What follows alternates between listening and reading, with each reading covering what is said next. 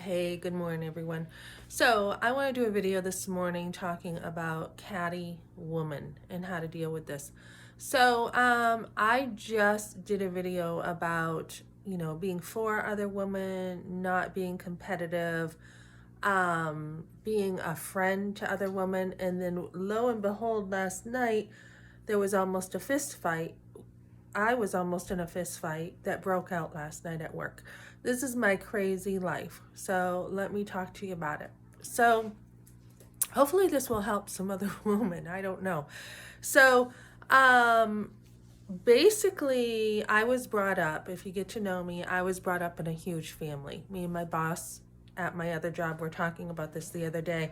He can relate. You go to a family reunion, you go to Pleasant Lake in New Hampshire or somewhere when you're little, 5 or 6 years old, seven, 8 and 9, and you get every year, this is your third cousin, this is your second cousin, this is your cousin of your cousin of your cousin of your cousin, and you're like, oh, cool, yeah, hi, you get along, your family. So I was brought up in a huge family.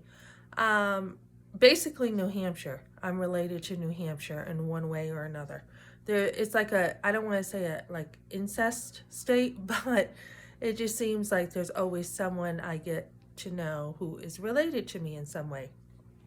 So, having a huge family, and then my grandmother having 10, my other one having 5, and then my husband's family having a big family, going to that family reunion, and all this stuff. So, anyways, when I had my own family, I was like, you know what? I am going to downsize. Like, I wanted a big family, but I'm going to try to have a quiet life because there's just so much drama when you have a big family, right? And I've had like 70 different jobs throughout my life, so I'm tend to be able to read people pretty quickly.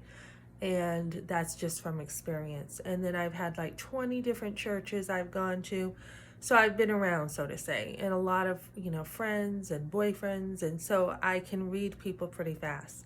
So I'm at this job right now where this my boss, he's just a really good boss, easy to be playful with, and a good sense of humor. So I come in the other day, he hugs me, and then I'm thinking, okay, and then he gives me another hug. I'm like, all right.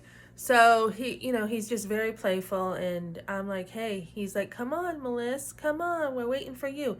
And I'm like, bug off, I'm getting it. And we're kidding, and then he's on his phone, and I'm like, I said to my coworkers, oh, he's got a girlfriend, giving him grief, right? Because you can play at work. So he's like, yeah, it's you. That you're my girlfriend. And then my coworkers are like, uh-oh, we need to talk about this. So just a playful place to work, and that makes your work so much easier. So last night was my first night on this other job, and I, for the first time in my life, was called a witch with a B at work. And so this is a whole different scenario. So sometimes you always have at work a couple bad apples. You always do. You got to figure out, who the players are. Same things with, a church. No matter where you go, you've always got a couple bad apples. So, so I'm in work, and my boss there is like, hey, you're going to be with so and so, and she's training you. Okay. I'm like, how long have you been here and stuff? Small talk.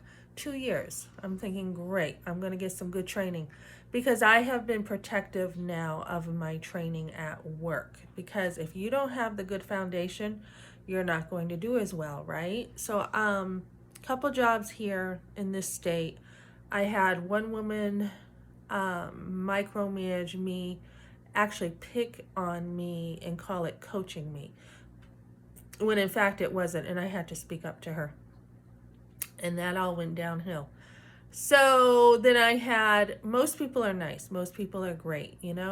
But like I said, you always get those couple bad apples. So the last job I left, I was talking to my boss about this older woman. She was like a mother figure, older woman who had been there forever at this job.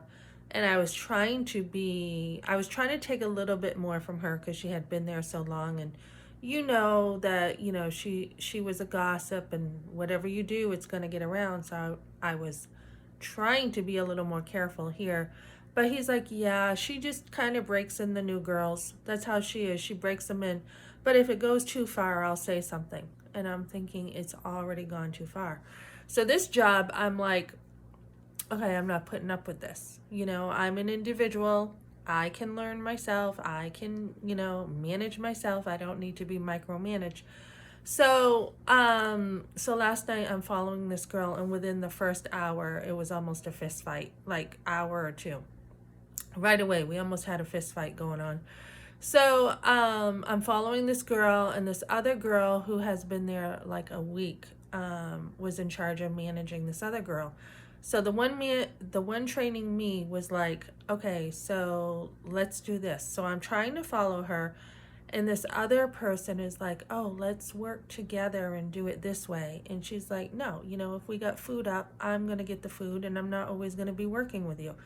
So she put her foot down, but this girl would not take no for an answer. She would not stop. So she was very aggressive, and so she's telling me, I'm following, my trainer, and she's like, you want to get those drinks? And I'm like, I'm with her, and we walked away to where we needed to be. So, that's kind of nice, right? Just informative. I'm telling her, putting a boundary up. I'm with her, you know. So then she looks at me and says, you want to take this food? And I looked at her, and I didn't say, why don't you take it yourself? But I didn't say it, but I just walked away. Because I had already told my trainer, look, she's already trying to micromanage me. She's like, yep, she's like that. And she's like, just walk away. That's what I do. Just walk away. So that was the game plan, right? We're going to walk away. So then the third time, she's like, I notice and I can feel it. She's trying to talk to me. She's trying to tell me what to do. She's trying to boss me around. And I'm thinking, why? She's been here a week. I'm following this person. I'm going to make sure my training is good and get everything I can out of my training, right? This is mine. So she keeps hogging all the attention and keeps taking all the attention away from my training with this girl. So I had to kind of fight, right? And be like, hey, I got a question about this, and I got a question about this. And I had to really work at making sure I was getting my training. And I said to my trainer, look, this is my training, and therefore I want good training, and I'm going to protect it. And she's like, yeah, I know, right? So we were on the same page, and then this girl goes like this. She goes, hey, and she starts talking to me and another girl and trying to tell us what to do. And I walked away. So when I'm following my trainer, we were in the other room, and I'm sitting down waiting for her. This girl comes up to me when she's not around and challenges me.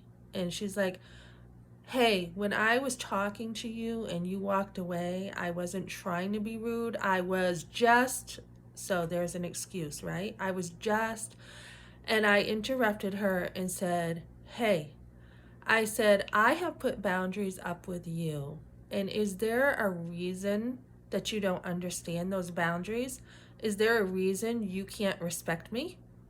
And I just laid into her a bit. And she just stood there, hands on her hips, steaming mad. And she's like, just frustrated, and walks off. And she goes around the corner, and I hear something. And the two girls standing behind the counter are like, she just called you a bitch. And I'm like, what? And they're like, she just called you. And I'm like, let her. I'm like, let her. I'm like, I don't know why she thinks she can mess around with me. I don't understand what makes her think she can mess around with me. So another girl comes into the picture, and she's got all these tattoos on and stuff, right? And she's like, oh, there's going to be a fist fight now. So I'm sitting there waiting for my trainer, and I'm like, wonderful. Now I got to learn how to fight this girl. Now I'm wondering if I can take her, right? So this is my crazy life, right? I've never had this happen.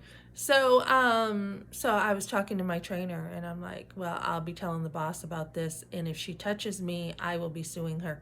And she's like, well, they don't really do anything around here, the managers. They hear you, but they do nothing. So you're probably going to have some verbal abuse here, and I don't know if they'll do anything if you guys get in a fist fight. And I'm thinking, wonderful. This is a business, right? Not a jail. But it sure acted like, it sure seemed like that. So very catty. So I stood my ground and I walked back out there and I continued to ignore her. And she was trying to call me sweetie and all this stuff. Excuse me, sweetie. I'm sorry, sweetie. And, so these other girls were telling me, look, we have a lot of people leaving. So they're hiring, people because they're desperate and they're getting these really weirdos in here. So, the girl was bending because I stood my ground, but I was just like, you know, I don't know who she thought she was. She was new. She was trying to tell this other girl training me who had been there 2 years what to do. And she's like, yeah, I've been here longer, so I don't know what she's trying to do. So there's just people in your workplace that don't have common sense. If someone's been there 2 years, you're automatically under them because they've been there longer, right? You need to learn from them. So I just thought, I'll figure out what I can learn from her. She's hurting, obviously. She's not in a good place because she had already said to this girl who was training me, I didn't mean it that way. And, so she's just, they told me she's very aggressive. And so I got to deal with that again tonight. And this is kind of what I'm dealing with in this workplace already. I didn't walk out. There's only been a few jobs I walked out of. One was I worked for this place, Macris place in Loudon. And years ago, they owned Eagle Square when I was first married. And the guy threw a knife at me, a butcher knife, the boss. I had cut the cake wrong and he threw a knife at the dish pan area. When I walked by, he missed me, hit the wall. So, I didn't do anything. And his wife was like, you know what? He is, he is sorry. And I didn't do anything. And he actually apologized to me. And she's like, he has never apologized to anybody. So, as a Christian, I'm like, oh, it would be fun to work for him. He's probably changed a little bit as a Christian now. I'm going to try to work for him. So he didn't change at all. He was a drunk. He died a few months after I worked for him. But he actually took a hissy again and started screaming at me. And one of the girls was like, oh, that's just the way he is. He's just like that. And I'm like, if you want to put up with that, you can, but I don't put up with that. And I walked out. So that's one job I walked out of. And then one over here where there was some disrespect. I'm just like, okay, I'm done. So, I don't feel the need to really put up with stuff. I just don't.